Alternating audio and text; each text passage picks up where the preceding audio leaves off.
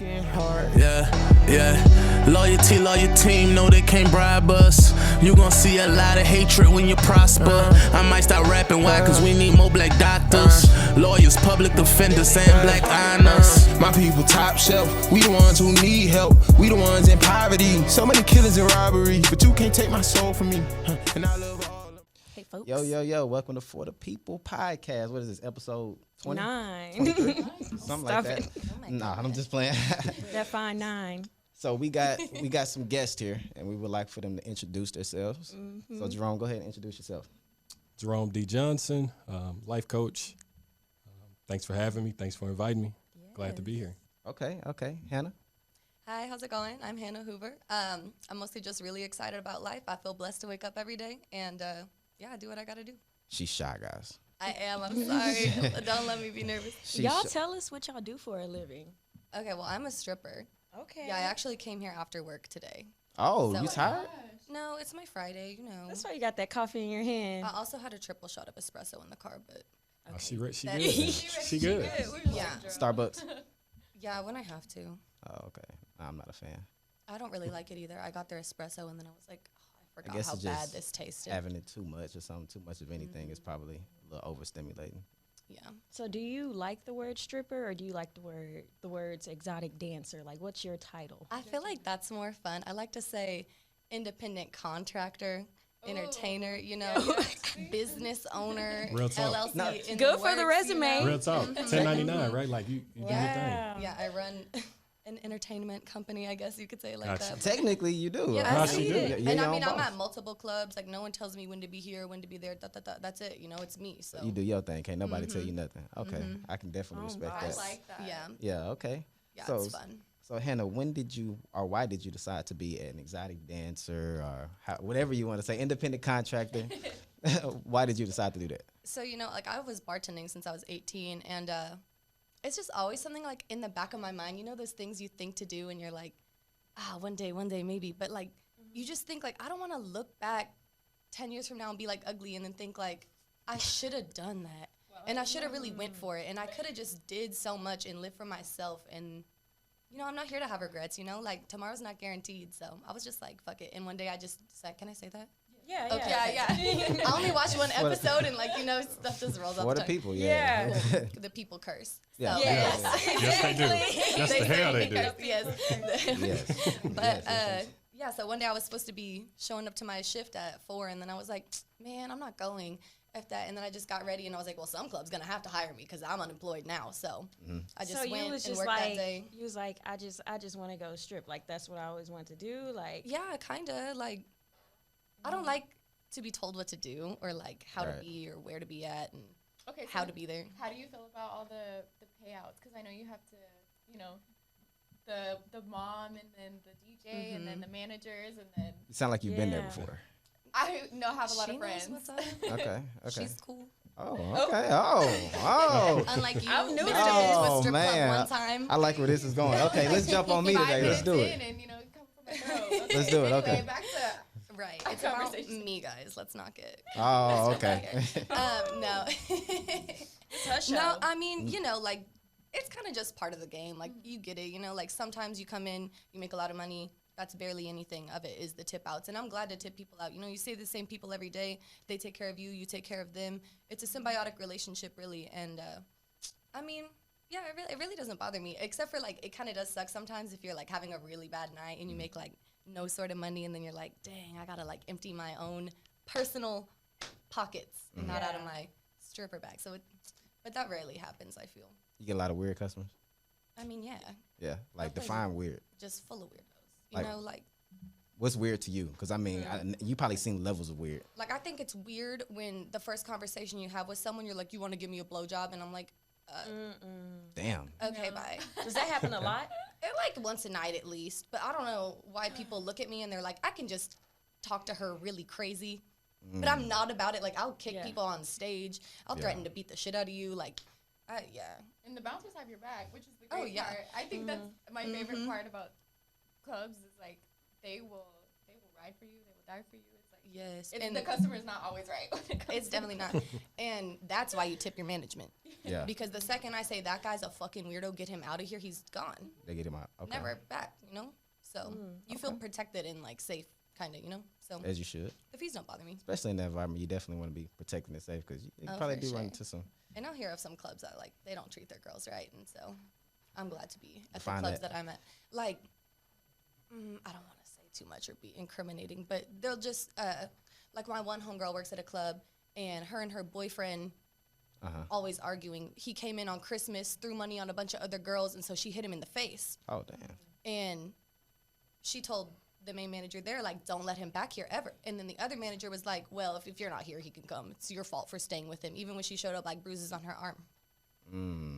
So it's like, but that in my club, that would never fly. Gotcha. It's when they're more about the money than The Yep, person. Yeah, absolutely. So, go ahead. What you were saying? I was gonna say. I mean, that kind of comes anywhere. You gotta find good management when you're looking, for a job. Someone that's gonna be there for you. Like, do you remember that you're just another number? I guess if that makes sense. You know, like At the wrong club, that is all you are. It's just the house fee and the money that you can make for the club. I can see that too. I mean, honestly, I'm just listening to y'all because, like I said, I've only been to a strip club once. And you were 18. You basically never been. You know what? Twice. I went Oh, twice. I okay. just thought about it. You Why just haven't didn't you gone remember the back? second time?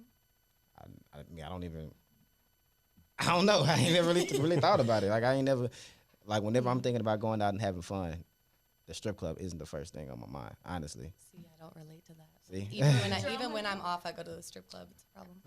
I've been quite a few times before I was You married. like it? Yeah, it was cool. You It was spend cool. money. That's a good question.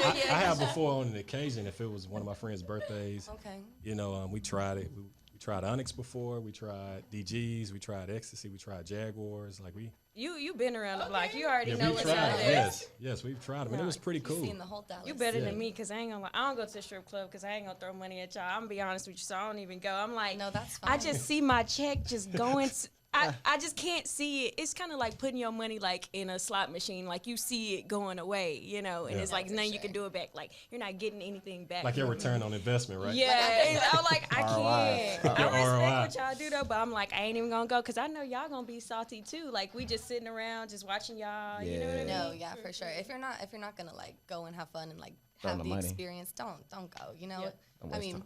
But then you got some dancers who like they'll come and like sit by you and like chat with you all night, like in hopes that you'll give them money. right. Or sometimes if you're like, I know girls who are like, yeah, I just went over there because I really wanted a drink. Like if you're Oh, in a okay. BYOB, Oh, okay. Yeah, you I know? get it. Yeah, like if it's slow and like one of the clubs I work at, they serve alcohol. The other one they don't. It's open later, so like you might just come and be like, so you want to do a shot? No, but Just you to don't want get to. you a Okay, shot. bye. Was you about to say something? It looked like you was about to say something. Well, yeah, what I was saying was the times I did go, it was almost like when you go somewhere, you set a budget. Yeah. So I was like, I just set a small budget. It's like, I want to go have fun. And then the human in me is saying, I'm not being judgmental, but this person's in here, and at the end of the day, they have to pay bills and do something, right? This Right. provides for them. So at the end of the day, it didn't have to be something where you was giving me something or I had to receive a dance from you to give it to you. It might have been somewhere I might have gave you just $5 or $10. I'm not talking about hundreds of dollars. It might have been only $5 or something like that.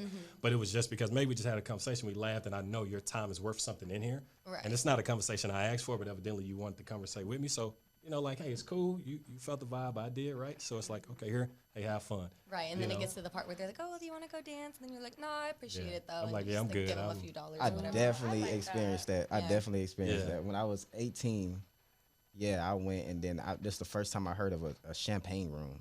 I didn't even know what the hell that Yes. was. I You had go to. there, did you? Nah, I ain't never heard of a champagne room. I found out on porn. Ooh, Is let that me kind of open up like this. is that kind of like P Valley? How they have that like room in the back? Have you seen P Valley? Oh, P Valley on a I've whole only nother seen, level. like, Yeah, you know what I'm talking about. Yeah, I that know room? exactly what What's you're it talking on? about. I don't pay for that. It's on Hulu. It's on Stars. It's on Stars. Oh, as is well. it? But is too. it on the like? You have to get the extra. Nuh-uh, it's just regular. Oh shit. I think so. I thought it was. I got I all don't know. of I them, so saw it I on don't know. Stars. It was on Stars. You See, had to I don't pay know- for it. I don't know why I thought it was like you have to buy the Showtime one or something. I don't know, I'm girl. gonna go watch it because I've seen all the. Yeah. I think you be very interested. It's hype for me. I don't know how true it is. Right. Well, I mean, it's basically like you go and instead of like you pay dance or whatever, $20-$30 a dance, you this is it for the hour, and then I want this much for the hour, plus we tip them, plus we tip them, plus we tip them. So it's like double, So you it's, know. it's a wage, right? Like, okay, you want to, okay, so you want a 20-minute dance, you got $20 or something like that. Is that how it is? Or? I mean, some clubs will do like, you can buy by 15 minutes, 30 minutes, an hour. Okay. Most of the clubs I'm at, it's usually like 30 minutes, an hour.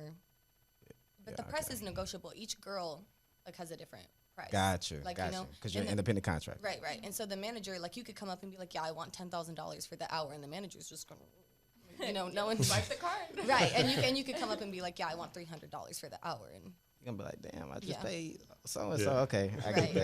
right. So, like, your family, your friends, and all that stuff are really supportive of it? Mom, dad? My friends all know. My father and I are not on speaking terms right now, but he knows. I told him never to. He was like, Okay. I told him the club I work at, and he was like, oh, yeah, I've been there. I said, not anymore. Yeah, you can Oh, go. no. Never that's- again. Yeah, I can see that. I'm not trying to run into you in that. Shit, he probably ain't trying to run into you. You ain't trying to see in his homeboys too. Yeah, no. Roll up with his That's gonna be a weird-ass quick friends. fight. That's gonna be a quick fight. Yeah, I'm Yeah, not. like- I can't take Yeah, that. no. I'm not. And we're about to end the mask thing, so that you can't even hide. Like, Yeah. Oh, Yeah, you no. can't. Oh, so y'all be up there in the mask? it's cute. You feel like a little Mortal Kombat character, you know? Like, you have your masks that match all your outfits, you know? I'll be like, round one, fight. You know, it's a whole good time. That's being pretty creative, No, though. That's being pretty creative. I done seen That's some That's just people- how you True. feel. That's just how you feel. Because when I you- see it as just like this awkward, like blue mask, and you on the pole. You look like a sick person. You know what I mean? Like, You're like, oh, I can't breathe. Hold on. Hold on, Put but it down for a second. I have seen some people that like, okay, you look good. You know, eyes on above. You take down that mask. Ooh. yeah, that's I fact. hate that question when they're like, can you pull it down and can I see what your face looks like? I gotta see if it matches. And it's like, Yikes. No, never but I had have that seen what Literally, he's like- talking about, though. You pull that mask down and you like, And the mouth that's a don't- different person. Yeah, the teeth, like, that does not go with you. Or like the bottom half of their nose or something. Like, you're Yeah, just or like, it's just like a you're street like, I really breakout. was, right. They missing These a masks couple kill teeth. my. You start Right, noticing them right. teeth mean something. The teeth Yeah. matter, right? You be like, oh, okay, yeah. Put the But it mask helps back you on. notice eyes. I really like it. You know, you can give people that look, and it's still like, I don't know. See, what was it? The It was, eyes really it was a tell. few episodes ago. We were talking about. I was talking about. You know, I could tell that somebody, woman by the way they looking at me. Yeah. Yes. You know what I'm saying? Definitely. The eyes are the gateway to the soul. So yeah, man. Don't you look at my Yeah. eyes. Don't stare in my soul. They're very You ain't gonna come back. communicative. we're good. Don't worry. That's why it is very hard for someone to look. You got some savages out there, but it's very hard for someone to look you straight during your eyes and just, be honest to you. You know, at times if they're not trying to be honest to you, Yeah. if they're trying to deceive you, that's why some people be like, oh, well, they won't look you dead in your Yeah. eyes because Yeah. even their conscience will They make don't them want feel you to like, see. yeah, their conscience will make them feel like, okay, I can't do that. I shouldn't. Let me It's lie. cultural too. To not like there. I mean, even Oh, like yeah, in some that's true. Hispanic cultures, in Asian cultures, it's like eye contact is rude. And I mean, when I came up here, I never looked anyone in the eye, and it was so weird. And I had to learn and like get through this like just wall because it was so hard. It made me so uncomfortable to like look. Why is somebody- that Wow. rude? That's It's weird. like It's a sign of Respect. disrespect. Yeah, Seriously? Asians would make eye contact. Yeah. And to me, it's a sign of respect. Respect. Yeah. Right. It's just Right. Yeah. different cultures. Yeah. Right. So a I I lot can of- totally understand. I think Oh, the wow. Japanese culture is really big on that too. I think they're like very don't look me in the eye, especially to your elders. I think, but they also think it's like polite to slurp noodles, as we're here. If you were like eating loudly, And that's smacking, like, yeah. that's rude. But there, Oh. it's like I'm enjoying this food so much. Yeah, that's true. Well, I'd be mad as hell. No, that's Right. facts. Right. Oh, but it's just different, you man. know. It's a big world. That's Everyone, true. Everyone is different. So, Hannah, what advice do you have for the girls who want to dance but are afraid of the stigma? I mean, think about it. Like, for sure, think about it. I couldn't say whether to do it or not, you know. That's something you're going to have to, like, learn to do forever. Or, like, you're going to live with that decision forever, rather, you know. So definitely think about it. But, I mean, at the end of the day, I feel like just with everything in life, you don't want to look back and feel like you squandered something that you really wanted for yourself. So I guess what I'm asking is, like, if everybody that's around you is against you in that decision, you know what I'm saying, who do you go to cope with this? Like, where do you go? I think that in general, to do this job, you have to have a lot of inner strength. Otherwise, it'll really destroy you. Yeah. I've seen girls really not do well, Yeah. start drinking all the time, doing drugs or whatever. So I think at the end of the day, you have to know within yourself that you're doing what you need to do for yourself and that you're providing yourself with opportunities that you would not have maybe otherwise had. You know, and now you're afforded the ability to do X, Y, Z, and really, who else do you need at the end of the day? You got you. And that's it, you know? Like, I mean, I'll say, like, I have my friends, you know, and my friends are cool with me. My mom, I say she's supportive. I mean, she'll count my money with me sometimes, like if I need help with ones or something. But she's also like, don't tell your grandparents. She's like, it's not that I'm ashamed of you. It's just that don't tell your grandparents. but don't do it, you know. So it's just like, you know. But Right. I know that I'm doing what I feel is right for me, so I'm cool with that. Gotcha. Do you feel like it's affected your like relationships, like with guys, or? Ooh. Honestly, probably, yeah. I was single for probably like half a year before I started dancing, and then now I've been dancing for a little over a year. And I've been single the whole time. Like I said before, our mutual friend, I guess, Bijan, is like probably the only person I've been on a date with in like a long time. But I think part of that is just me wanting to be alone, and now I have like really high standards. Gotcha. Because I want them to be like hot and successful and cool and like accepting of me. And I feel like a lot of guys are very intimidated by the fact that I do what I do. Well, see, I would think that it's the opposite. Like, dudes would gravitate towards you because, like, you're in the sex industry. So they're like, oh, yeah, like, I got the hottest girl out. Like, dating a stripper right now is, like, that move. So to me, it seems like you would get a lot of dudes. And maybe you do, but, like, it's different. It's probably. Would you rather eat tilapia every day or salmon one time? Like, you know, like, we want quality people. The type of men who are just chasing girls because, oh, they make money fast, they're strippers, they're hot, they're whatever, da-da-da. Like, so you don't get, like, rappers or anybody, like, that's majorly successful, like, coming at you? Or is it just, like, kind of dirty type of dudes? I guess, like, I feel like football players have tried to, like, slide in the DMs, but nothing, like, crazy. I really don't give people the time of day for the most part, I guess. Like, I kind of just, like, go to work and go to sleep, hang out. Gotcha. So you just choose to be single right now? Like, a lot, like, very heavily. The only people who text me are Fashion Nova saying there's a sale, so. Oh. And, and I'm cool with that. Like, I got you. So we're going to move on to the next topic. Jerome. Yes, sir. Jerome, tell us, what do you do for a living? Okay, good question. So as far as my profession and my job, I'm in sales, but my passion is people. So, you know, sales is the transaction, or however you want to look at it from a standpoint of how I make my income and everything. But my passion outside of that is just being a life coach. You know, I feel like everyone needs a coach. You know, you watch football, basketball, and they call time out, and the coach is helping the player assist the play and say, hey, let's do it this way, let's do it this way. Life is the same way. You know, in life, you're going to bump your head up against things. You know, you're going to try things, but it's like your life coach is saying, time out, time out. Come on, huddle, time out, 30-second time out. Let's talk about this. Let's talk about how you view this. Let's talk about dating. Let's talk about your career. Let's talk about what you really want to do. Let's talk about why this thing pumps the way it does, right? So, you know, that's my passion for me is just connecting to people, being a coach, being able to love them and lead them and help them get from point A to point B. What made you want to do that? Interesting question. So for the longest, I thought I was going to be a pastor. Just growing up, and I grew up without my father. So it was just a lot of brokenness. I had to find myself, right? Because I started to find my identity in other things.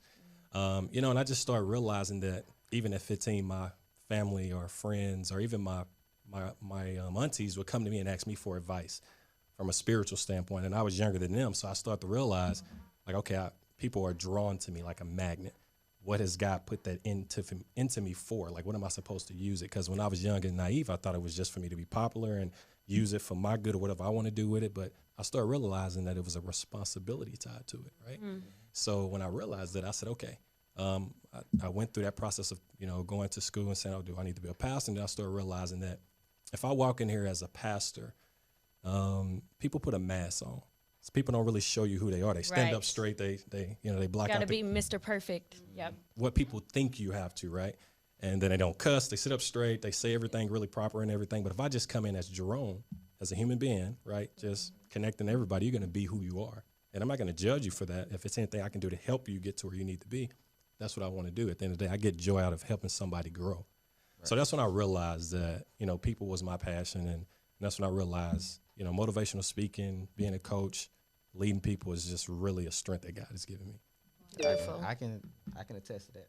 Yeah, because he's your mentor, right? You can say that, like, he's more like a big brother to me, but I always say mentor too. I always tie it to each other because honestly, if I hadn't met him, I wouldn't even thought about getting married. You know what I'm saying? Wow. He played a big role, and I guarantee you know me for a long time now. I'm a very different person than who I was before I met him. Oh yeah. You know what I'm saying? And our relationship, is really tied to a lot of success that I've had because he's helped me get closer to God. Anytime that I'm falling or I'm slipping, he kind of pulled me to the side, like you said, like a life coach. Say, okay, hey bro, maybe you want to look at it this way. You know what I'm saying? A lot of people do not have that in their corner. Especially our black men. Especially our black men. So it's good to see y'all sitting right here looking all strong and stuff. I'm like, Kinda. I mean, I don't bench too much. I do some push-ups though.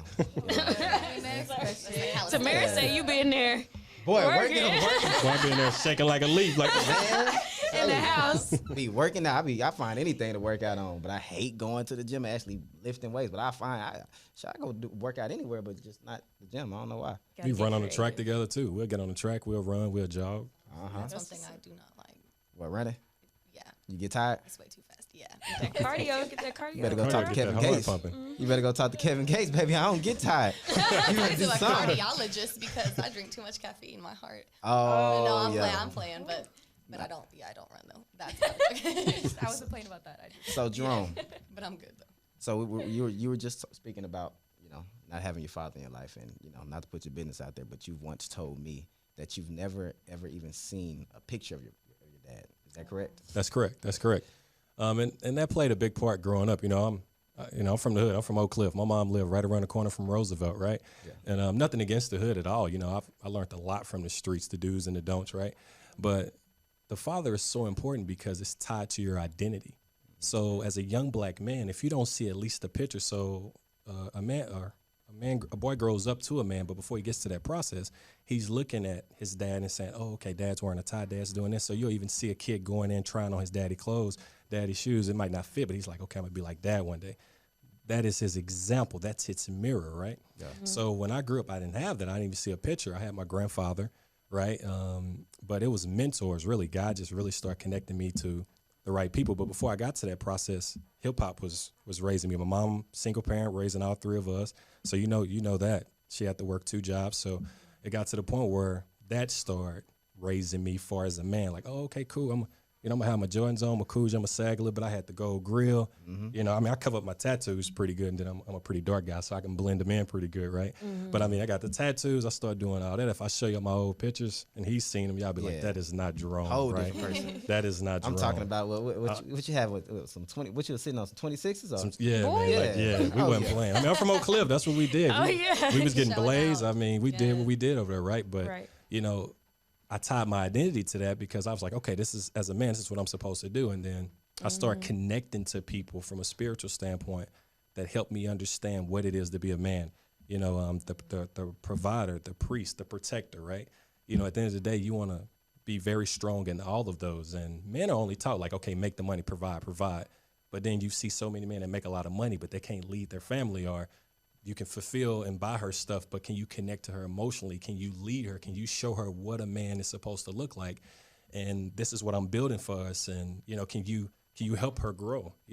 I love seeing women like, Sierra, women like Megan Good, that got tied to a really good guy that changed their perspective. Like, nothing against the guy they was with before, but you saw a difference in leadership when you look at Sierra when she was with what's his name, Future. And you look at Russell Wilson. I understand some guys think he's corny and he's preppy. I don't think so. I understand he's not the gangster type. Some women, if they grew up preppy, they like the gangster, tattoos so they can feel secure, because that's the opposite of them, right? So that's what I liked about myself, because I'm from the hood, so I have a little bit of that, but I have some book sense. I'm very intellectual, so I can sit in the room with our goons from the hood. They got tattoos, they got guns in their pocket, weed falling out their pocket, whatever. And I'm not judging. We having a conversation. But then Darren will tell you, you can put me in a room with the CEOs too, and we can have a good conversation. I can look them dead in their eyes and not intimidate with no degree. And I can talk that talk with them, right? Because I still self-educated myself, right? But the father is so important. And that's why I want my daughter and my son to understand that I am building their identity into them. They're gonna be who they are, but they're gonna look at dad and say, man, I saw that this is how he was treating mom. My daughter's gonna say, I'm not taking this because my daddy was doing this, this, and this. Like, I'm gonna take my daughter on dates. I'm gonna give her flowers. I'm gonna do all that. So some little dude just can't come up talking that talk that know how to use this, and she, I'm so in love. No, her daddy know how to do this too. Yeah, you know what I'm saying? Real shit. I gotta touch on that, because it's like, for me, my father was in jail since I was 3 years old. And so it's just me, my mom, and my brother. And so my brother, he's just a child. He can't tell me what a man is. And so it's like throughout my entire life, I just had this like feeling of, I wish I had a dad, looking at my friends, you know. And it was just like I was looking for that love that I was missing.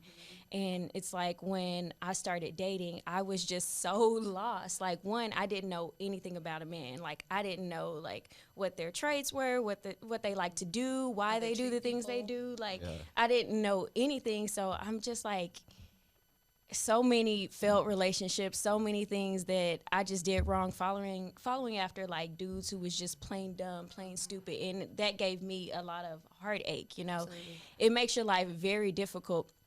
And then also it's like when you go into the business world, you know, you're dealing with your bosses and most of them are men. It's just like, how do you maneuver through that? And it's like, if I would have had a father who just told me like, this is what you do on dates, this is what you do when you're in a room full of men, I feel like I would have progressed so much faster. Mm-hmm. And even just to be there to lead by example, because I didn't, the first memory I have of meeting my father, I was 15. And then like he kind of just came around because he was about to go to jail for not paying child support. And then, you know, as soon as it was him and my mom were cool again, and then he was out, and then he was back, then he was out. And so it was just like. So you didn't meet your father until you was 15? Yeah. Okay. Well, I guess I did when I was like a baby, but really no. Really isn't? Okay. Yeah. Nothing that you can remember. Yeah, and then I think my brothers only met him really like 4 times, I guess. But it really definitely puts you at a disadvantage because you have a much larger learning curve, like you said, of trying to find out like what a man actually looks like and how you're supposed to be treated. Yeah. And then in addition to that, my mom never had a good relationship with anybody. So it was just like, I feel like I was double set back. So I definitely can relate to that. You know what's crazy, man? I'm listening to all these stories, and it's kind of heartbreaking because, not even heartbreaking, but it's kind of eye-opening. How about that? Because, you know, my mom and my dad weren't together, but I had my dad. You know what I'm saying? Yeah. So that is awesome. I used to, like I said, me and my wife was just speaking this morning, and I was telling her stories like, you know, whenever my dad, after he'd get done getting dressed or something, my dad is like a real smooth man. You know what I'm saying? You met my dad. He was kind of blue collar, real cool, real smooth type of guy, right? You can kind of say like metrosexual, so he's really, really big on his hygiene, right? How he dresses, how he approaches things, how he smells. He's really big on it. So from an early age, I started becoming self-care. I started, you know, picking up on a lot of that stuff. I used to go and take his cologne out the room. He used to be like, "Where the hell my cologne at?" Yeah. You know, I used to go and take it. I was 13. I was 13 walking around. I used to smell good. And, you know what I'm saying? Nobody was thinking about that shit. My 13-year-old brother used to smell terrible. Yeah. Nobody. Terrible. But see, I had my dad to now there's a lot of things that I've learned from, you know, other mentors and stuff, you know, growing up. But there are things that he taught me that are like absolutely valuable in my life right now. So I can say I appreciate it. Absolutely. So you mind if I share these? Go ahead. So it's a couple pastors that I watched that I've just got a lot of good knowledge from too. And one pastor, his name is G. Craig Lewis, and he has a series called Pop Life, right? And he gives you all the perspective of what a son goes through when dad is not around, what a daughter goes through, what the single mom goes through when that man's not with her and she's taking care of them kids by herself. Like, it's really good. I think I gave it to Darren. He watched it once, I think. But just to show you share some perspective of what he was saying, effects on sons that grew up without their dad. No model to mirror identity. No model male integrity, keeping your word. Staying the course, being on time, which I had to learn that on my own, right? No example of how to view and treat women. No example of how to provide for your family. Because some guys are okay with a woman taking care of them. I would never, like, I'm not a prideful guy, but I'm not finna get with a girl and say, I want her to take care of me. I'm not finna do that. I'm just gonna chill. She can work, and I'm not that guy. I'm sorry. No example of how to follow and respect male authority. So I had a problem with my basketball coach. I was pretty good in high school, but anytime he would say anything to me, I would be like, man, whatever, bro. Don't be talking to me like that. Don't be coming to me like that, because I was not used to male authority, right? You didn't learn to take that criticism. There you go. In a constructive way. You took it and you saw like that overlaps into police brutality. You coming at me, bro? Like, what's up? Certainly. Like, my chest up like this. Like, what you talking about, bro? You want to fight or something? Immediately on the defensive because you have no. Yeah, exactly. When I should have been open minded to listen to what they were saying, because nobody's above correction. Right. Right. No example how to endure struggle and not quit. No example how to honor God and father figures. No example how to separate yourself from harmful people. So, you know, you're being from the hood, your dad not around, you have a whole bunch of partners you hanging out with, then you get older, and you start to try to do stuff better for yourself. Not saying they're bad people, but they're still doing them same things. I had to learn how to separate myself. Absolutely. So I won't be in those type of, situations and stuff like that, right? So that was really good for me to learn. And I'm still learning. I'll be 35 this year, and I'm still learning myself, right? So I think fathers are a big Can I impact. interject for a second? Sorry. Absolutely. I'm listening to that, and I feel like that's such a stigma on men who grew up without fathers, because I know some men who have grown up without fathers, and then that's when it depends on what you have around you, because you can grow up with women. I know a man who grew up with just women, and he is the most emotionally intelligent man that I have ever met in my whole entire life. And all those things that you were listing, like, he doesn't have issues with that. So I feel like if you grew up without a dad, don't feel that you have to be all these things just because the world says that people who grew up without fathers are all these things. Right. If that. Good point. No, I like that. And I would say I grew up around all women, like all. And I agree to your point to my emotional intelligence versus the average guy mine is probably a 10 compared to their 6 or 7. Right. Because I can connect on a different level just sitting there talking to women, because I've seen it too. But another thing I challenge you on that thought is, because I grew up without my dad, and I think I've done pretty good. So I agree with you. But at the same time, my view on it is not something the world is telling me. It's from a biblical standpoint of what a man should be doing. So for an example, the world might say, as a man, long as you provide, you're good, right? Don't worry about it. Long as you can provide, you're good. But from a biblical standpoint, it's more than just providing just money. You need to be able to provide also from an emotional standpoint and from a mental standpoint, how to like help a person like grow and stuff like that, right? But no, I agree with you. From a standpoint of my dad not being around, I don't want to let anybody think that if your dad's not around, you don't have a shot or anything like that. Because mine wasn't. I'm a good example. Right. But I do want to help them understand the things that you will endure with your dad not being around. And hip hop is a good example, because most of those guys haven't met their dad. So they go from being human beings to human doing. They want to prove everything to you all the time. And their identity is tied in that. So if you take their piece of chain away and you take away all their Gucci clothes and stuff, what do you have? Who are you inside of here? Right. So the man teaches you how to be who you need to be in here. The world will teach you what you need to be in front of people. You see what I'm saying? Yeah. The father helps you develop that. So I think that's more the difference that I want to help people understand, that the father helps you understand who you are in here. The father looks you in your eye and say, son, you can get a job, you can help your family, I'm proud of you. The world says, oh, bro, you got to be doing this. You got to be doing this. That's what the world says. So, right. So the thing is, Hannah and Jerome, I feel like y'all are on two opposite ends of the spectrum. Okay. And I kind of want to get your insight of how you feel about her occupation, because you know you have a daughter of your own. She has a father. Do you agree with her occupation? Or do you feel like it stems from fatherlessness? Interesting question. So I can't say that I agree or disagree, because I don't know what her struggle is and what she's encountered to help her get there. But I will say that fatherlessness I think plays a part in that, because at the end of the day, the father is the one that's supposed to build validation in you and say, hey, baby girl, this is how we're going to do it. I love you. I care about you. This is what we're going to do. And he's going to help her build along the way to where she can have a better perspective. So as me as a father, I wouldn't want my daughter to do that, but I wouldn't judge her either. I would try to sit down and say, how can I understand her better? Why wouldn't you want her to do that? Because I want her to hold herself to a certain standard as my daughter and as a woman, because if you want somebody, if you don't want, and I'm saying this in the most positive way, like I know the reason why a guy, and you got some weird guys out there, but I think the reason why a guy even think it's okay to just walk up to a random chick and say, can you give me a blowjob? Just right off the blue and you don't even know me, is because of that profession. He feels like that your standards are here. You see what I'm saying? As a lady, because he already feel like the mystery is gone. I see what you have, right? And that's one of the most precious things that a woman can offer her husband is her body, right? So when he comes in there, he's like, okay, yeah, my respect for you is already down here, because look, your clothes is already off and stuff like that. You're showing me everything. And then that mixed with alcohol, and you just have inhibitions, and you think you can say whatever. Exactly. But the double side of the coin is, I see drunk guys in there, and I'm like, you probably have some problems going on. Like, I see guys who, the saying, you're so poor that all you have is money. And these people are so lonely that they're willing to pay you hundreds of dollars to sit and talk to you for an hour. Like therapy. Right. Yes. Like Okay. on New Year's, I spent 3 hours with the guy who had just gotten divorced, and like his wife just up and left him because he was working so much every single day building this company, and like he had gotten so focused on being the provider and being that person that he forgot to also be a father to his child. He forgot to also be a husband to his wife, and so she left. That's a And good point. We was just talking about that. Was the last episode, was it? Or the episode before that?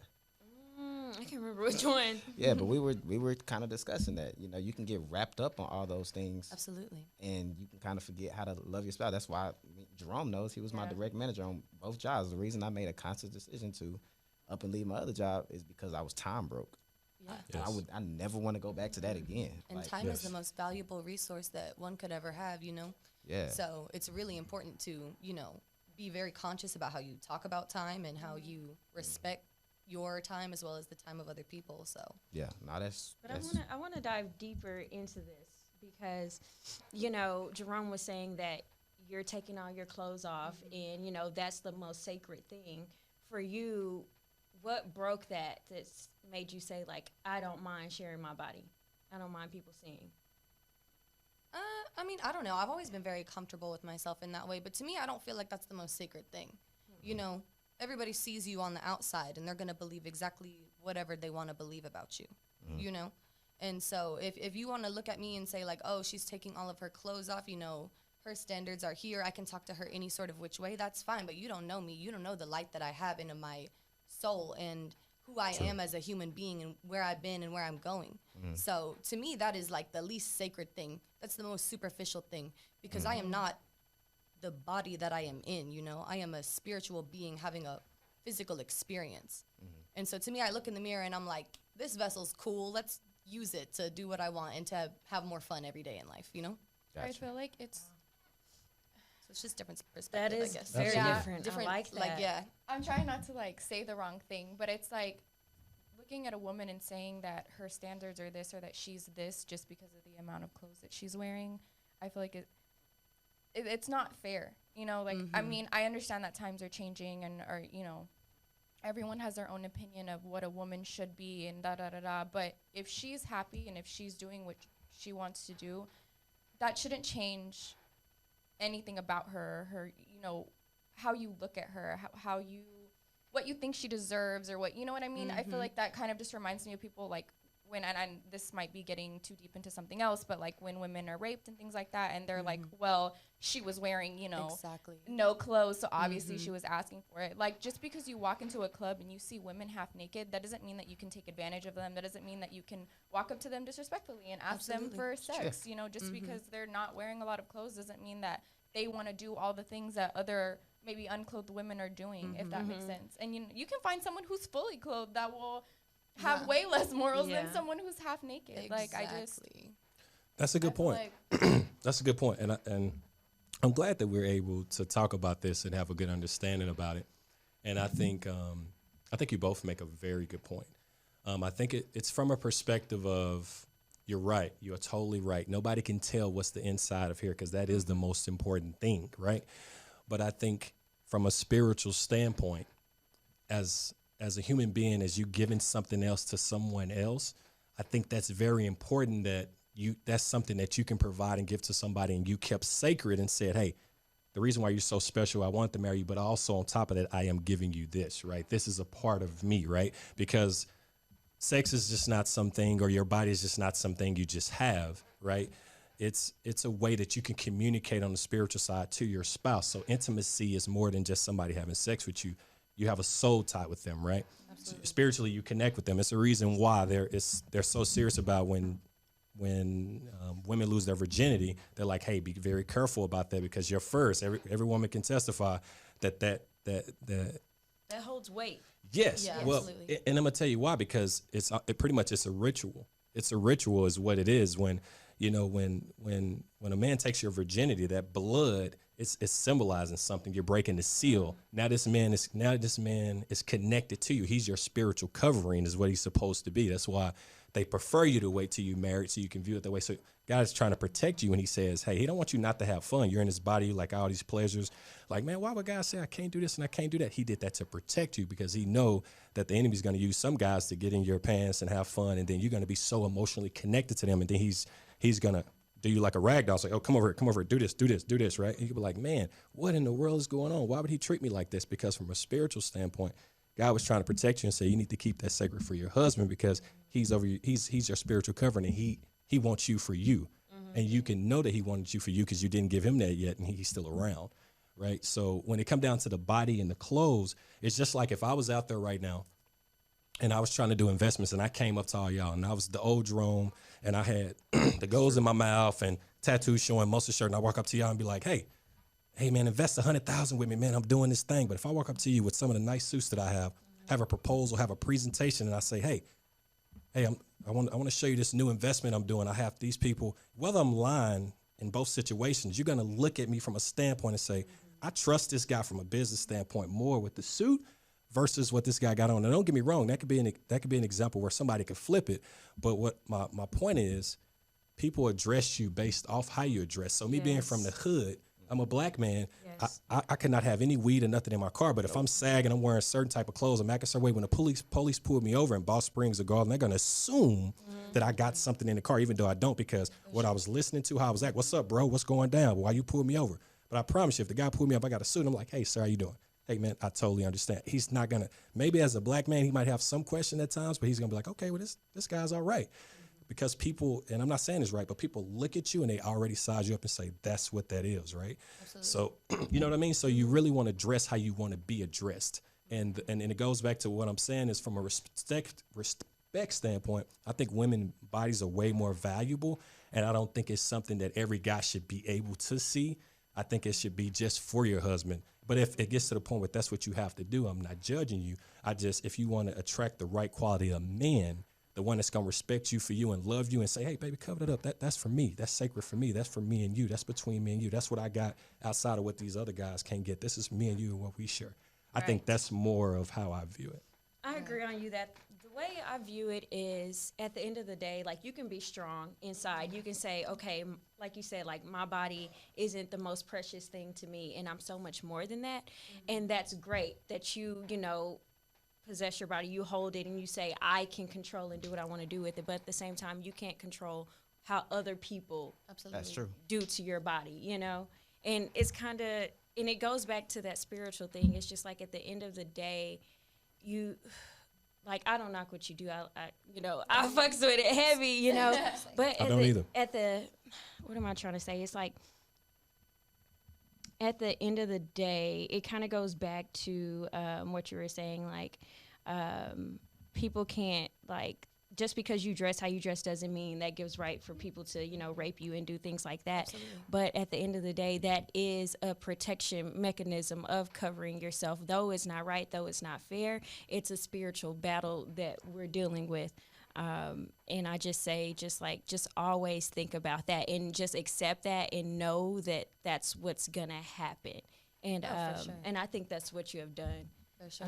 And you really have to like own yourself and like, like kind of what you were saying. I'm trying to like backtrack. Sorry. I've been up for like a 1,000 million years this day. But it's kind of like how some Muslims like prefer to wear a hijab, It's like to be able to show your hair, and that part can be like liberating, but also to hide yourself away and just say like, maybe you don't deserve to see all of me, and maybe you don't deserve that. That's sacred, and I do get that.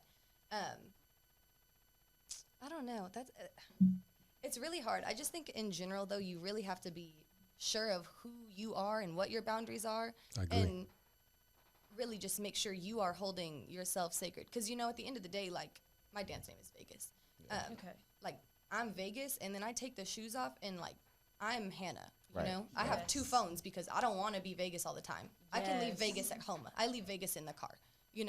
So it doesn't consume you. It doesn't control you. Your profession. And I was actually just talking to one of my homegirls at work today about this because she was saying how burnt out she is, and I was like, bro, you can't be a stripper every day. Yeah. You can't, because it is tiring, and it is I've seen girls like lose themselves a little bit. Yeah. You know, and it's easy to do because you get so caught up in this lifestyle. It's fast, it's here, it's now. Like, you know, you wake up when the sun goes down and then you go to work and then, you know, you don't feel fulfilled. So to me, I make it a point to do things that make me feel fulfilled and to make me feel like very whole and complete. And so I don't feel like I'm in there like looking for anything or seeking validation. I don't feel like I need validation from anyone. If you want to stereotype me, that's fine, because at the end of the day, I'm fine being misunderstood. I don't require that validation from other people, because I feel like I spent so long looking for it from everybody that now I'm like, I genuinely just don't care. Right. Like, Gotcha. think what you want, you know? Like, I'll sit there with no clothes on at work, and then I go to Kroger in, like, a gigantic shirt. And, like, so, you know? That's really good advice for those women who want to get into your profession. Yes, definitely just don't lose yourself. That's true. It's easy to get lost in that. So, quick question. I know you kind of spoke on it a little bit, the father and, you know, the mother. Now, do you believe that there are gender roles in the household? Good question. So, at the end of the day, I don't feel like, I think it's whatever works for you and your spouse. So at the end of the day, like, for example, my wife is a stay-at-home mom, but it was nothing like I got married and said, okay, you the wife, I'm the husband, you need to stay at home, you need to take care of kids. That's what women do. It was nothing like that at all. It got to the point where we both agreed that at this point in time in life, we want to be able to spend as much time with our kids. And women naturally being nurtured, she said, I'd rather be at home, being able to pour into them, you know, touch bases with them. I'm willing to make that sacrifice for our kids, where, you know, I'm okay with you doing the work thing. You know, my wife was a hairstylist over 10 years, and my wife's a Cancer. You know, they feel everything. Y'all are Cancers, right? I'm a Taurus. I'm a Taurus. Gemini. Oh, okay, so hell no. Out of the room right now. No, she good. And that's why I can understand probably most everybody in here, because I'm surrounded by nothing but Cancers and Geminis. And what's your sign? I'm a Taurus. May 10th. So, you know, so my mom is June 15th. My grandmother, June 16th. My favorite auntie, June 18th. You know, all Geminis. And they all helped raise me. And the June Geminis. June Geminis, they don't play no games. You're not a June Gemini? I am. I'm June 4th, so I'm like smack in the middle of the Gemini. You shoot. Gemini. See, that's why you can be Hannah, and that's why you can be Vegas. Hit that button. The twin come out like, I'm boom. a mutable air sign. I barely know myself. An hour to hour, no idea. Like, Okay. But you know, it pretty much, like I said, my wife feels everything. She, you know, like I said, Cancers are not overly sensitive. They just can feel stuff more than what most people can feel. They can relate to it a little bit better, right?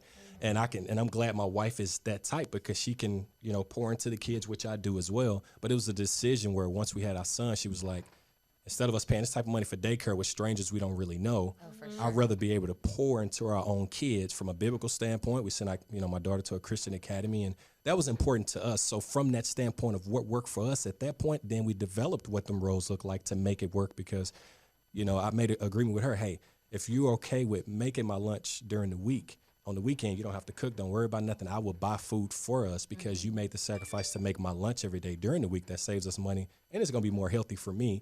So we made that agreement. It was nothing where, hey, you the woman, you better cook, you better do this, you better do this. Yeah. I think it's whatever works.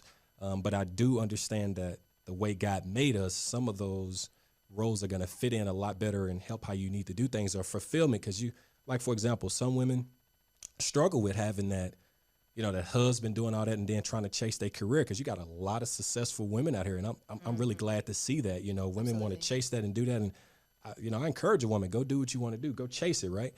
But then from the experience I've seen, and you know, the talks I've had just as being a coach, what end up happening is a woman gets up to that 50 mark, 45, she's successful, made all this money, accomplished everything, but you got to give up something to get something. So they had to sacrifice, you know, being married, having kids, and then as God created you, he created you as a helpmate, is how he created you. So you're going to start to feel those urges as being a helpmate.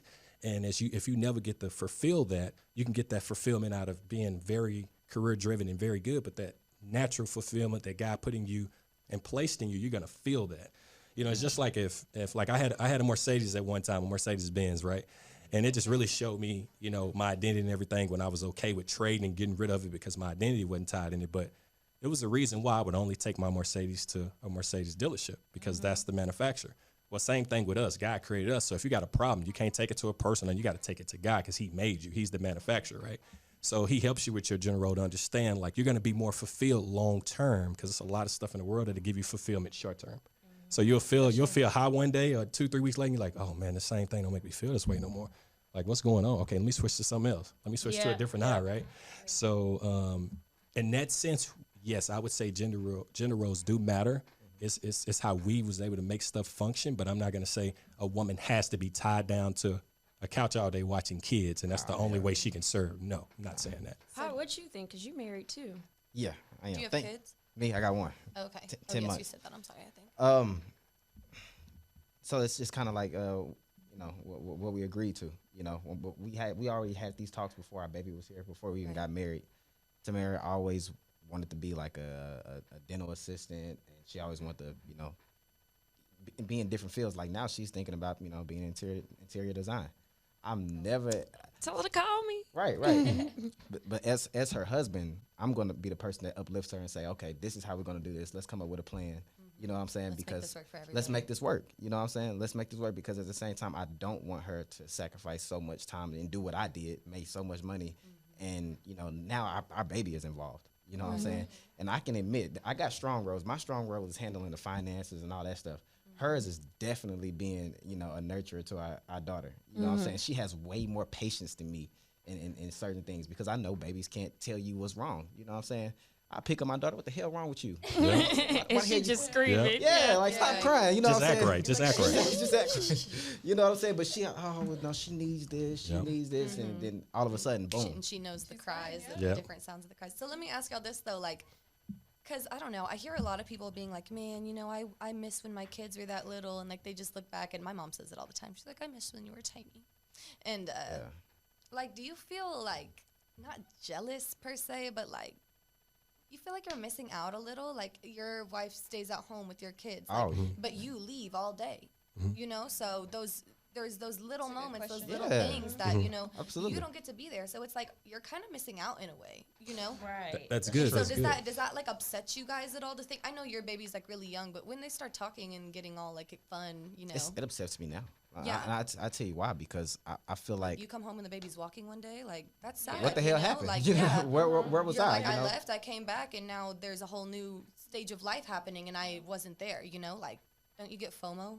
Yeah, see, and I'm the type of father that I am like heavily involved with everything that has to do with my daughter. Like I'm getting on her daycare's nerves. Okay, what's the curriculum? Like let's talk about this. What's going on? Do y'all go to one of those daycares you can like look at the cameras? Oh yeah, absolutely. I got. You're like, what's the baby doing? I get updates on my phone. They always sending me pictures of what she's doing. What she's learned for the week. Or it's because I made them do that. I'm like, oh look, daycare is expensive.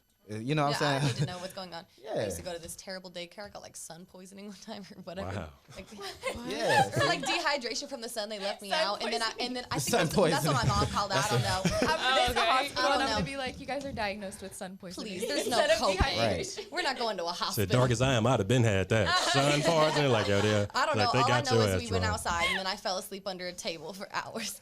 Oh Dang. See, I think one thing I be saying about babies, and obviously they're able to communicate this. I be like, look, your ass trying to stay up all the damn time. You gonna get to my age, you gonna want some sleep. I always be saying that. Yeah. Like, you Please take a nap while you can. take a nap. She want to be up. She's so active. She has a big personality, and but you're right. I did miss out because it was just one day she just woke up and was just saying "daddy," like full out just saying "daddy." And then you're like, she missed me. I'm just like, where the hell did this come from? You know what I'm saying? Like, it's Yes. just like, oh, she been picking up this picture of you all day. I'm just like, oh my and god. see, and then she misses you. So like y'all are both kind of missing out. But it's like I get it. The sacrifices that you have to make something work. But it's No, just that's like dang. That's a really good point. That's a really good point that you brought up, Hannah. And I think that's the main reason why me and Darian made the decision to jump out the car business, because I didn't want to be a guy. And 3 years straight, thank God I've made over 100 grand 3 years straight, right? No degree, guy from the hood, right? Guy from the hood. Used to have goals in his mouth, right? And nothing against that. But what I realized is I didn't want to be a guy coming home, pocket full of money to strangers. I didn't want to come to a house just empty. They didn't know who I was, right? So, that's why I said, okay, I'm willing to make a sacrifice, even if I have to make a pay cut, because what I'm going to be able to pour into my family is going to be well worth my kids knowing who I am. They're going to get to an age where they say that money didn't mean a lot. We see it from rich people. It might be an They extreme. kill themselves, you know, but they got billions of dollars in the bank Right. account. And like we said, that time is the most valuable thing. Nah, for sure. So, And it goes by so, fast as hell. so you're right. I wanted to gain as much time as I could. You know, still had to work, but wanted to have more time off because it'd be times where we had to work all day, 4 days straight. Car sales is like, that shit's crazy. Yes. Yeah. Yes. Yeah. Yeah, like Shit's crazy. our friend Bijan was like telling me his schedule. I was like, oh my God, I'm going to pass out. Live there. Literally talking about it, I'm going to pass And we out. all worked together, and my schedule was worse than his because I was a manager. I was their manager, so so that's a really good point. But yeah, at the end of the day, it's like even if I would have been, some of the guys in the car business make $400,000 or $500,000. Even if I could get to that point, but my wife is on the verge of leaving me. Anytime my wife is feeling like a single parent, even though I'm making all the money, that means something to me. And I'm like, that's not what I signed up to get married for. That's not what I wanted my kids to experience. So I'm willing to make a sacrifice and change and get more of my time back. And life is all about finding that balance. And, you know, that's always going to be a learning process. Like you said, there's always more work that can be done, more improvements to be made. But True. I would just feel like so sad to leave my kid every day. Nah, Yeah. You And- know? And I think if I had to pick, if it had to be the dad at home all day or the mom is going to do a better job with the kids and nurturing them all day versus the dad because they're naturally nurturers. Oh my you know, God. that's what they Yeah, do. that's true. It's way more single parent moms that overcame, did it versus not saying single dads can't do it, but Right. those moms, my mom, to me, it seemed like my mom was a superhero growing up. Right. Like she had superpowers or something. Yeah. And it's so funny the way that, you know, like, okay, the dad leaves. We expect that mom is going to pull up her big boy pants Yes. and, like, Yeah. make shit Yes. work. But, like, and, you know, that goes almost unnoticed. Oh, you're a single mom. That sucks. Yeah. But, and then you flip the coin and you see the rare, you're a single dad. Like, oh, my God. And it's just like, How it's do like you a, do it? I got you. Everybody's Yeah. mind is fucking And they blown. downplay it with the mom like that ain't no big deal. Or But something, it's 'cause like they a so mom, used- it's like that's what you're expected to do. Yep. You're doing what you should be doing. It's like doing Yeah. the bare minimum is how people view it, you know, when really it's like I've seen my mom bust her fucking ass. Yes. Yeah. Yeah. Bust her ass Yes. every day of the week and then work overnights at Walmarts and shit. So it's like, Nah, you for know, real. Like my mom had, 5 boys. Right. Imagine Oh that. my God. There's a lot of us, man, and she had to really do it on herself. And I think one thing that really boys are helped me crazy. that I really liked because the flip side of you meeting a guy that's a mama's boy that been with his mom his whole life, they don't know how to balance that, your mom and your wife. They don't know how to balance that. So me and my mom never had any issues because I love her dearly and she knew that this is my wife. Like, Mom, you're my mother. I love you dearly, right? Yeah. You helped me grow, but this person is now helping me mold to who I really am. Yes. Right. You know what I mean? Because my mom and my wife are never to be compared to each other. I love them dearly. They both have a very special place in my heart. But at the end of the day, my mom knows your wife is your top priority. I know you're my son. You love me. I love you. But it's never, well, my mom is here. My wife is here. It's my wife and my kids are here. And then, Mom, if you need something, I got you. I love you dearly. Though. Yes. Yeah, that's true. Wife always come first. Now, one more question. Okay. We're gonna finish it off. Then, Bailey, hope you've been doing your homework. Like 5 minutes before I got here, yeah. What would you do, guys? And I'm gonna start with Bailey. What would you do if you walked in and you seen your significant other watching porn? Everything. Yeah, just I know, like, I know. I was live. like, all You know right. what? Actually, I have a Sprinkle it funny on you, story said about this. spicy. Before, I feel like, when I was insecure and all stuff like that, I would, All this stuff like that. yeah, all the bad stuff before, She said, let me put that out there first. Hold on. I despised it. And I remember the first time I ever caught a guy I was dating watching it, I, lost my bad SHIT. And then he was like, if it makes you feel any better, I was looking at girls that look like you. And I was I've like, heard that before. that It's doesn't, weird. there's no excuse. And he tried to lie and be like, oh, my brother was using my phone and it was him. You really think So it you was? you So felt your some brother type was of way watching? about Yeah. it? Like, Because why? I was like, why do you need that if I'm here? But then as I've gotten older and I get in other relationships and things like that, and I'm like, okay, well, there's long distance, and if you do it, I don't want to hear about it. Because it still makes me feel a little way, but I mean, I feel like with the way the world has become that I can't, how dare you fall into temptation every once in a while, Right. No, I'm with you. I mean, to me, it wouldn't bother me. I've watched porn with significant others. right. I'd probably just hop on the bed and be like, "What we doing?" Yeah. Gotcha. But I mean, to me, liking a bunch of Instagram baddies pictures would be like worse to me because that's like Oh, a man, girl we that were you just talking about that. like you go out of your way to follow that girl. Yeah, I was just talking about that. Versus you type in hot slut takes dick, like that's like no one cares Right, about hot right. slut, but like man. this Right. specific girl, you'd be like, oh, like this girl. Probably Like, because that porn star is unattainable. Like, it's like a fictional person they'll never meet, but it's like that Instagram girl. It's like, oh, you can go meet up with her real quick. So I feel like Yeah. she's more a Right. threat. be like, oh, I see she goes to this restaurant or that restaurant. Like, oh, I've been there. Like, whatever. Like, so. Damn, stalking go on another level, huh? That's Oh, yeah, weird. you can find anybody. Or like, how can you tell me not to dress half naked, but then you're liking pictures of girls who are half naked? Like, Oh, I wish Yeah, someone it would does. tell me not to dress half naked. That wouldn't fly. That wouldn't be a relationship to me. No, I think Jamie, would if you? I saw my dude like watching porn and I walk in walked on it. in, I'd be like, I'm gonna "What go we doing?" Like, oh, girl, let me come in. I don't know. It's just not a big like deal to party me. for two. Yeah, it's like, but if he had like a problem, like I keep walking into you doing this, it's like, okay, then, but shoot, I'm cool with it. I mean, because I watch a little bit too. That's true. If it was like 3 times a week, you're like watching it, I'd be like, are we like cool? Like, do we need to do something Different. different? Like more? Like, what do you- That's true. You That's know, true. like, we need to What get about you? spicy. Like, What about you, Jerome? What would you do? So before I understood like how important and how spiritual things are attached to stuff like that, I wouldn't have such a big deal about it. I'm like, no big deal. You want to watch it, but I'm listening to what Jamie's saying. I'm listening to what everybody's saying from a woman perspective too. It's just like listen to how they feel about it if they see their man watching it. So the thing about it is, me personally, I would definitely have to sit down and have a talk with my wife because I used to have a problem where I watched it too, and it got to the point where it will consume you. You were watching it. It will keep, next thing you know, you're watching it once a week, and then next thing you know, you'll watch it twice. And that's when I was way younger. Before I even got married, I was like a teenager, and you found a stash at home or something like that. Somebody was hiding, like my brother, and you end up just watching, and you're like, oh, okay, all right. you're like, And- all right. you know what I mean? So it made me a little mannish, or or something as old school say that. Oh, you mannish, boy, you mannish. You know, Yeah, I you know know. what So it made me that way. But as I got older, I started realizing that you have to be very careful watching porn because it will put that lustful spirit in you. It would be like a burning lust, which means you gotta watch it. Like it's like, oh man, I gotta go watch this, and it will consume you. And then it would get to the point where you're not satisfied with just what's in front of you because you need something to stimulate you even more. It's like that person that gets heroin or something. They have to keep getting more and more to get that high, right? So with porn, you watch, I'm gonna be honest. When I used to watch it all the time, it was never to the point where you could watch the same thing. You watched it and then you was like, okay, I got to go find something else Yeah, because I already that's true. seen You this never position. just watch one. I already Yeah. seen this one bend over like this. So no, I need to go find another one. No, I need to go find another one because I wanted my stem. Excitement. There you go. Yeah. I wanted my stem to go up a little bit higher. Like I want a stronger weed this time. Now I want the weed that Snoop Dogg smoking or Wiz Khalifa. You know, this weed ain't strong enough no more. So for me, if I walked in from what I know from a spiritual standpoint now, and my wife was watching, we would have to have a talk and I have to make sure she's okay. And we do something called checking under the hood. Checking under the hood is when I check, like, how are you here? How are you here? I Sit like down. that. Talk to me. Like, how are you here? How are you feeling? What is it that you don't like? What is it that you do like? Do you need know, an oil change? Yeah, there you go.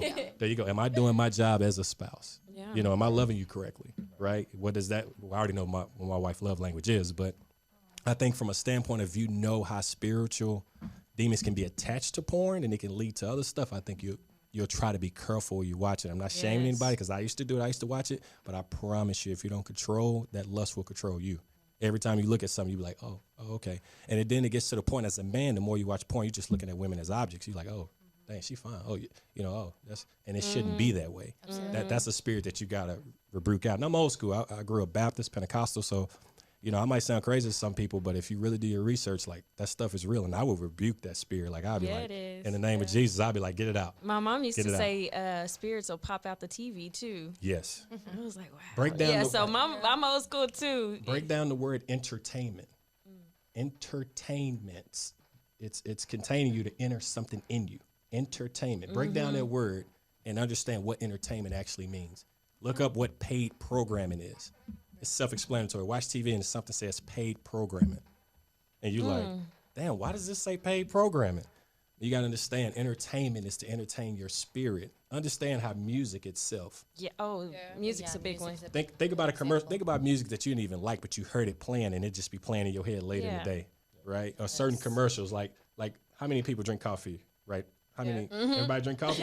You have some coffee right now. But even for somebody that don't drink coffee, I can just say the best part of waking up, and they'll be like, Folgers in your cup. Now, why did you remember that? Not because you drink coffee so much and you like it. You probably don't even drink Folgers, right? But it's because of the melanin they put with it. It opens up your mind and it puts a message in it. It's in you. Yes. That's why you have to be careful what you entertain yourself. Like what you eat, you might eat something bad and then you feel horrible afterwards. Well, your spirit got to be fed by something too. Yes. So if you feeding your spirit stuff like that, it's gonna manifest in your physical of how you act. If I'm watching porn all day, I'm gonna get to the point where all I want to do is fuck women all day. Because in my spiritual tone, now it's coming out of my physical that I've been watching this. Now it's getting in my mind because it starts in the mind. Now it's gonna react to your heart like, okay, I want to go do that. Yeah. Because before you go do something, you thought about it here first. Oh yeah. You thought about it here. Should I? You know, before you went to go get you a handful, you was like thinking like, if I do this, you know, like, you already played it out in your head. Oh, come on. You was like Discernment. That's what that is. So didn't mean to get too deep on y'all. Go ahead. People might think you're crazy, Jerome. I'm with Hannah on that. If they think I'm crazy, it's all good. God bless. Okay, my bad. My bad, guys. It was a really, really good episode. We got to start wrapping it up. Real quick, though, actually, I want to ask, could you guys just in like a couple words say to some women who, if they caught their men doing it, can you give them an explanation to why so we can kind of understand you guys more? That's good. That's good. Yeah. You want to pop it off? Okay. So I can only speak for me. And like I said, most of my porn watching was before I got married. And it was just the curiosity of the opposite sex because it's power in a woman. And, you know, we are magically drawn towards women automatically. So if you're with a guy and I think he's watching porn, I think you first have to digest, is that something he's been doing before he even met you? Because it might not have anything to do with you. It might be there before you met him and it might still be there after you, if y'all not even together anymore. But if that was something he never did before he met you, I think you have to really dissect and just make sure that he's okay with being into you. And it might seem like it's a more physical thing, but that's really a spiritual thing. You could be the prettiest woman in the world and he still looks at porn. So it has nothing to do with you and saying, is there something wrong with me? Why are you looking at porn? It's something spiritually he's dealing with. And this is his outlet. Just like somebody smokes and drinks when they need to, you know, like have an outlet. That's that might be his outlet. I can attest to that. And that's how I view it. It don't mean I don't love you and you not fine.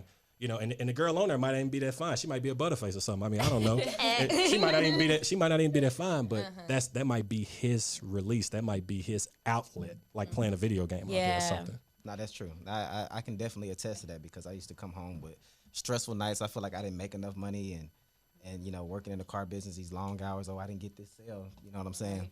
And you know, my wife would be tired. She'd be, you know, damn near ready to go to sleep by the time I get home. Yeah, I was gonna say. I never had it, you know what I'm saying? Like I need to go to sleep too. Exactly. And usually I come home and I vent to my wife, but you know, I've learned to stop, you know, unloading on her like that because it starts to stress her because she cares about me and what's going on so much. So I found a different outlet all the time and it was just watching porn. And it became a thing that I was doing like 3 days a week. You know what I'm saying? As soon as I come home. And then it'll get to the point where maybe just me, maybe not you, I'm going to speak for me, but then it get to the point where you watch it so much, the next thing you know, you start masturbating to it.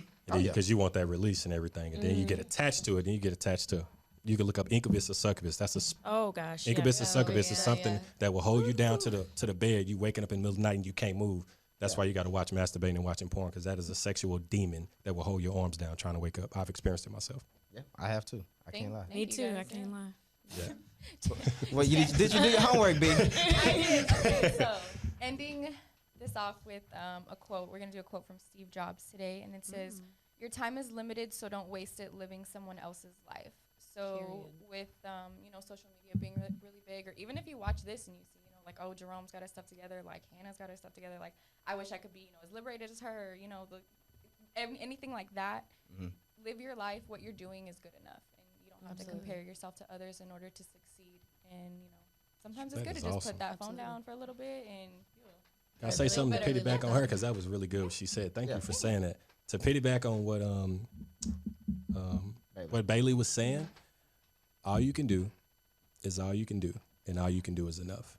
Remember that in life. I love that. As a mother, as a father, as a husband, whatever you're doing in life, if you're a single woman just trying to get your stuff together, all you can do is all you can do. And all you can do is enough. Absolutely.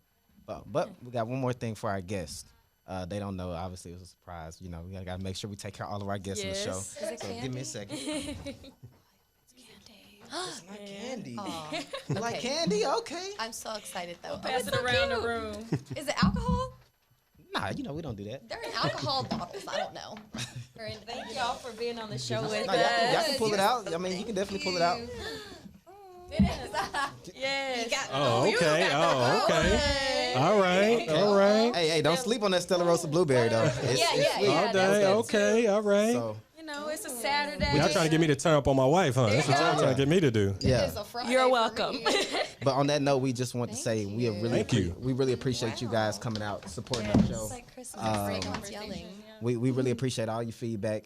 I think I've learned a lot from both of you guys. Yes. Like seriously, you've helped me open my mind up about a lot of stuff. Me and Jerome, Me we too. had these talks all the time. So maybe you guys learn more than from Jerome right now, because me and him talk about this stuff every single day. Right. So you know, I just want to say we appreciate it. We love you. You know, hopefully you guys will be back on and you know, like, share, and support. Oh yeah. So thank you for watching For the People podcast. Peace out. I never want to hear my own voice ever again.